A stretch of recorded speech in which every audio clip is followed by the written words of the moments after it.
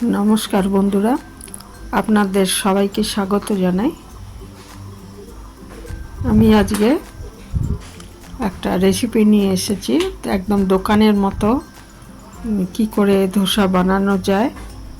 রোজ রোজ তেল মশলা দেওয়া খাবার, লুচি পরোটা তো ভালো নয়, কাজেই এরকম যদি আমরা অল্প উপকরণে বানিয়ে নিতে পারি তাহলে অনেক ভালো। তো এর জন্য আমি এই এক গ্লাস আতপ চাল আমি ভিজিয়ে রেখেছিলাম সারা রাত, আর এক গ্লাস ডালটা 3 রকমের ডাল নিয়েছি। হাফ গ্লাস হচ্ছে ছোলার ডাল, আর 2 রকমের ডাল নিয়েছি, মুগ ডাল আর মুসুর ডাল।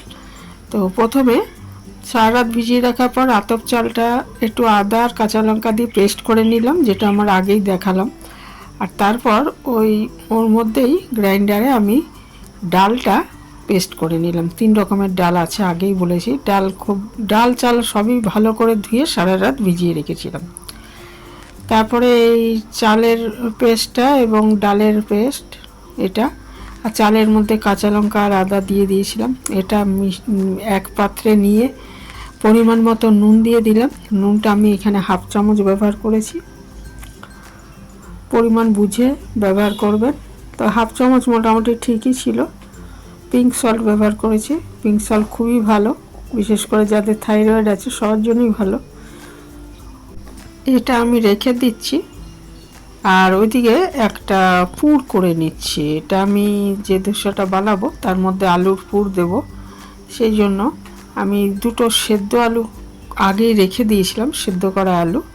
আর এখানে একটা কড়াইয়ের মধ্যে আমি সাদা তেল দিয়ে দিয়েছি 2 চামচ মতো। দিয়ে তেলটা গরম হলে এর মধ্যে আমি দিয়ে দিচ্ছি ছোট 1 চামচ কালো সর্ষে, আর ছোট 1 চামচ দেব জিরে, সাদা জিরে।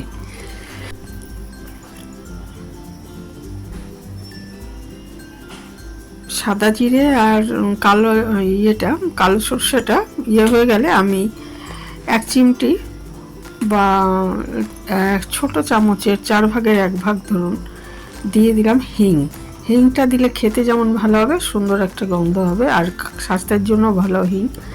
তারপরে আমি কিছু কারি পাতা, আমার কারি পাতার গাছ আছে, কাজেই কোনো অসুবিধেই নেই, যখন ইচ্ছা পেরে নিতে পারি। তো সেই কারি পাতা ধুয়ে রেখেছিলাম, সেটা এর মধ্যে দিয়ে দিলাম। এবার আমি এখানে দিয়ে দিচ্ছি একটা মাঝারি সাইজে পেঁয়াজ আমি কুচি করে রেখেছিলাম, সেটা দিয়ে দিচ্ছি। পেঁয়াজটা ভাজাটা খুব কড়া করে ভাজার দরকার নেই, হালকা ভাজা হলেই চলবে। এটা দিয়ে সব কিছু ভালো মতো একটু নেড়ে চেড়ে নিচ্ছি। পেঁয়াজটা যখন নরম হয়ে আসবে, আর 1 চিমটি হলুদ দিলাম, এটা না দিলেও হবে। আর দিয়ে দিচ্ছি হাফ চামচ মতো নুন, তাহলে পেঁয়াজটা একটু নরম হয়ে যাবে।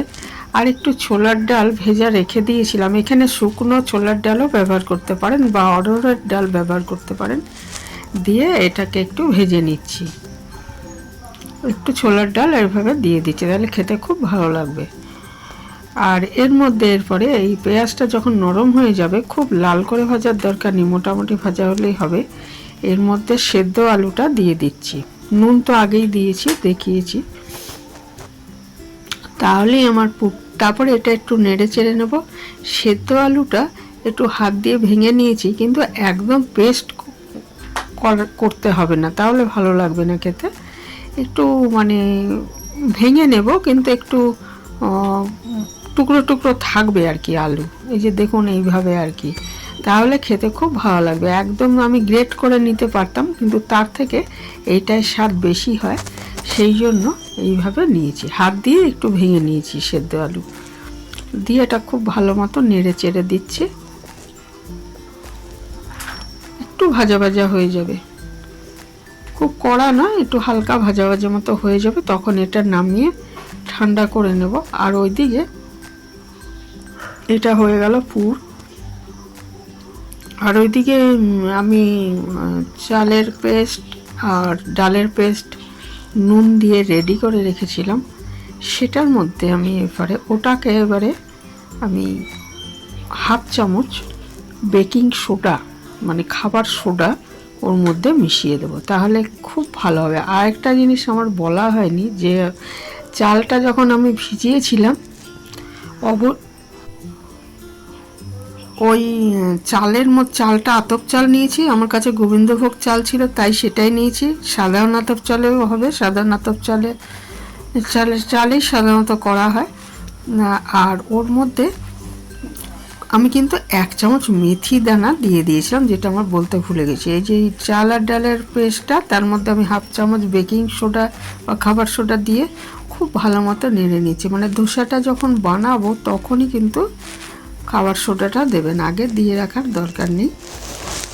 তারপরে এটাকে ভালো মতো, মানে খুব একেবারে জলের মতো পাতলাও হবে না, আবার খুব ঘনও হবে না, এরমভাবে ব্যাটারটা তৈরি। এটার মধ্যে আরেকটু জল দিতে হবে আমাকে, তো এটা তৈরি করে নিতে হবে। যেটা বললাম যে 1 চামচ মেথি দানা কিন্তু আমি চালের মধ্যে ভিজিয়ে রেখেছিলাম, আর আমি চালটা সারা রাত ভিজিয়ে রেখেছিলাম। আপনাদের সময় না থাকলে 3-4 ঘন্টা ভিজিয়ে নেবেন। আর মেথি দানাটা দিলে খেতেও ভালো, বেশি দেবেন না, 1 চামচ যথেষ্ট, খেতেও ভালো লাগবে আর সুন্দর একটা গন্ধ হবে। এবার একটা ননস্টিক তাওয়াতে আমি একটু সাদা তেল দিয়ে, একটু তেলটা গরম হলে একটু জলের ছিটা দিয়ে নিলাম, তাহলে তাপটা খুব ব্যালেন্স থাকবে এবং ধোসাগুলো ভালো মতো হবে। তো এখানে আমি 1 হাতা 1.5 হাতা, যেরকম আপনার ইচ্ছা যতটা বড় করবেন সেই হিসাবে দিয়ে একদম হাতার উল্টো পিঠটা দিয়ে এটা ছড়িয়ে দিচ্ছি আর কি। ধোসাগুলো পাতলা হলে খেতে ভালো লাগে বেশি, তাই এটা বুঝে করবেন। এটা দিয়ে ঢেকে দিতে পারেন ইচ্ছা করলে, আর নয়তো এমনি খোলা রেখে দিন। ওপরটা যখন শুকনো হয়ে যাবে তখন এর মধ্যে আলুর পুরটা দেব। তবে আমি আজকে একটা জিনিস করেছি, এর উপরে আমি একটু ঘি দিয়ে নিয়েছি। এটা অপশনাল, আপনারা যদি, তবে দিলে অসাধারণ স্বাদ হয় আর খুব সুন্দর একটা গন্ধ হয়। তো এইভাবে করে দেখতে পারেন। উপরে আমি একটু ঘি ছড়িয়ে দিয়েছি, দিয়ে মানে শুকিয়ে যাওয়ার পর আর কি, দিয়ে তারপর একটু অপেক্ষা করে এর মধ্যে আলুর পুরটা দিয়ে একটা ভাঁজ দিয়ে নেব, ধোসা যেভাবে ভাঁজ দেওয়া হয়। তাহলে এটা ধোসা অনেক সময় রোলের মতো করা হয়, আবার অর্ধেকটা ভাঁজ দিয়ে নেওয়া হয়, যেরকম ইচ্ছা আপনার সেইভাবে করে নেবেন। আর আলুর পুর না দিলেও প্লেনও করতে পারেন, আলুর পুরটা দিলেন না, প্লেন করলেন, তাতেও ভালো হয় খেতে। তবে স্বাভাবিক আলুর পুরটা দিলে অনেক বেশি ভালো হবে খেতে। এইভাবে একটা ভাঁজ দিয়ে নেবেন, অথবা এরকম পাটিসাপটার মতো রোল করে নেবেন, যেটা আপনার ইচ্ছে। তারপরে এটাকে তুলে নিন। আর পরের বার যখন ধোসা বানাবো তখন কিন্তু আর তেল দেওয়ার দরকার নেই।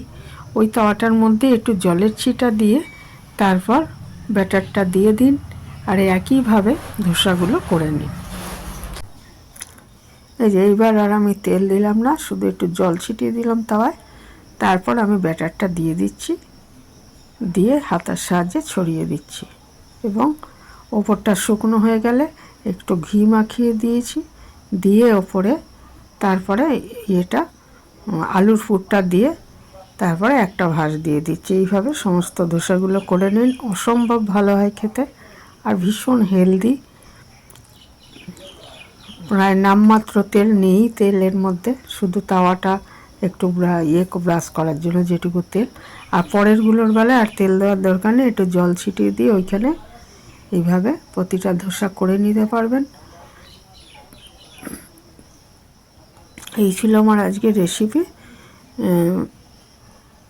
যেমন হেলদি তেমনই সুস্বাদু।